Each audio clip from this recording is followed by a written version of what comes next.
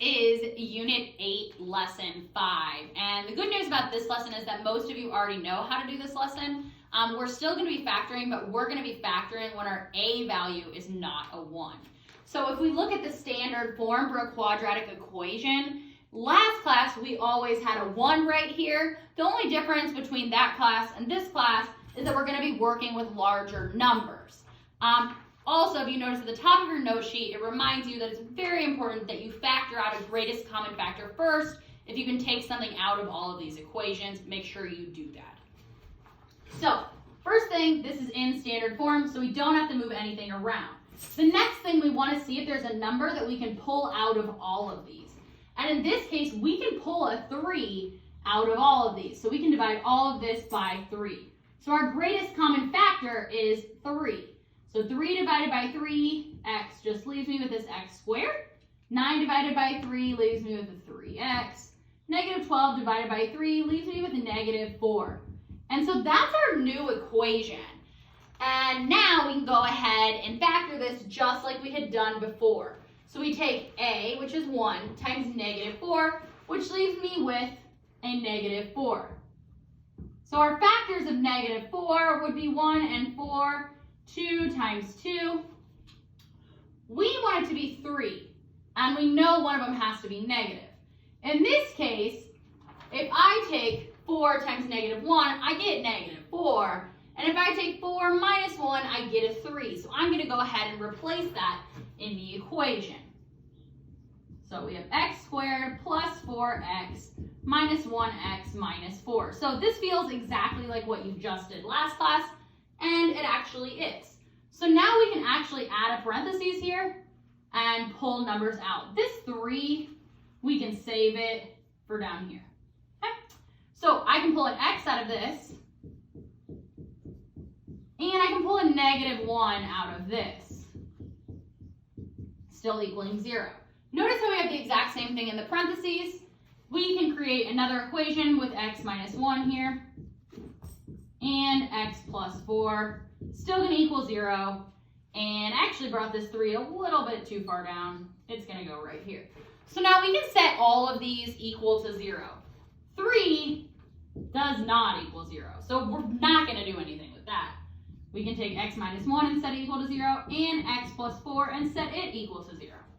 So we can solve for our values of x, which leads me to x equals 1, and x equals negative 4. So there is your answer. We're going to go ahead and do another example of this. Same thing here. We want to look and ask ourselves first, is there anything I'm able to pull out of this entire equation? Which in this case, I'm able to pull out a 5. So I can divide all of this by 5 and pull out my greatest common factor of 5. And I'm left with x squared minus 4x minus 12. And it equals 0. This 5, I don't need to do anything with it. So I can actually just go ahead and bring it down. And then I can go ahead and look at my factors of 1 times negative 12. So we need negative 12. And that leaves me with, I could do 1 and 12. I could do 2 and 6. Ooh, 2 and 6 looks pretty good. Because if I make this 6 negative, 2 times negative 6 gives me negative 12. And negative 6 plus 2 gives me negative 4. So I can actually go ahead and replace that value in there.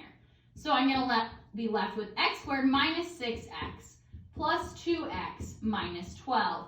And it is still going to equal 0. I can go ahead and now group these. And we're going to be doing very similar to things to what we did last class. So pulling out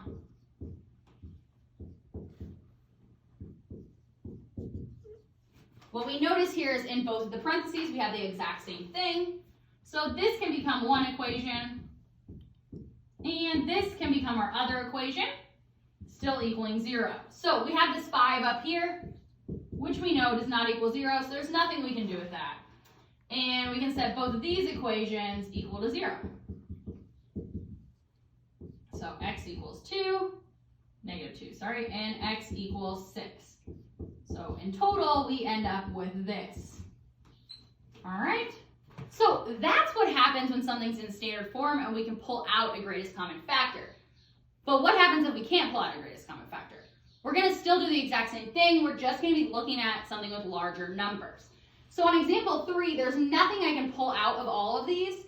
So I want to take 2 times -5, which leaves me with -10. Our factors of 10 are going to be 1 and 10, 2 and 5. I like that. 2 and 5. So 2 times 5 gives me, we need a -10 and a result of a +3. So if I make this 2 a negative, -2 times 5 gives me -10. And 5 minus 2 gives me 3. So I can go ahead and replace that in my equation.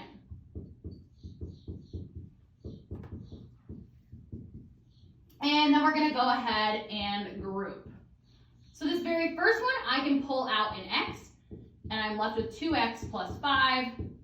This second equation, I can pull out a -1, and I'm left with 2x plus 5. This may feel different, but you're doing the exact same thing. In this case, you have the same thing in the parentheses. So we can make x minus 1 a parentheses and 2x plus 5 our second parentheses. And then we can go ahead and set both of these equal to 0. So this one we know is going to be a +1. This one's going to take a little bit of an extra step. We're going to have to subtract 5. And we have to get that x by itself, and we can do that by dividing both sides by 2. So in this case, we know our x values are going to be 1 and -5/2. I'm going to go ahead and actually do the third example for you this time, because I feel like although this is not a new concept, we could probably use a little extra practice.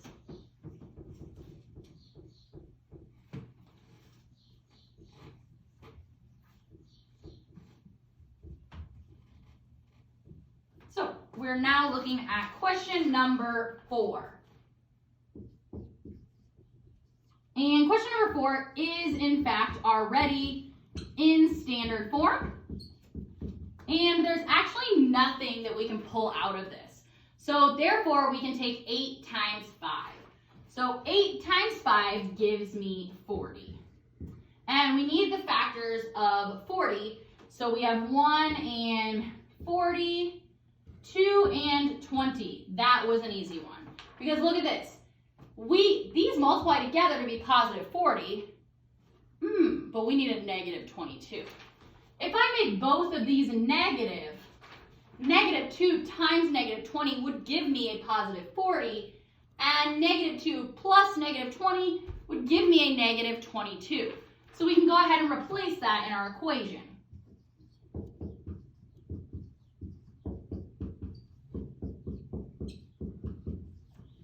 And from there, we can go ahead and group. So I can actually pull out a 4x here. And that leaves me with 2x minus 5. And from here, I can go ahead and just pull out a -1. We don't ever start with a negative. So we're going to pull out a -1 here, which leaves me with 2x minus 5. And what's in our parentheses is identical. So we can go ahead and make this one set of parentheses.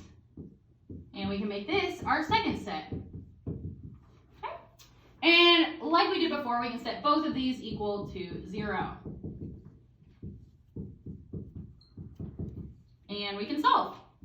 So we want to get x by itself. And we can do that just like this. So we find that our first x is 1/4. And now we need to get this x by itself.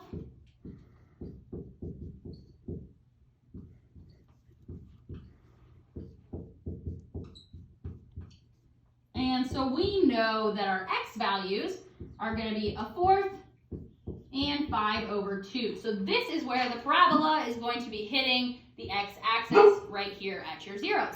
And that will be all. Thank you.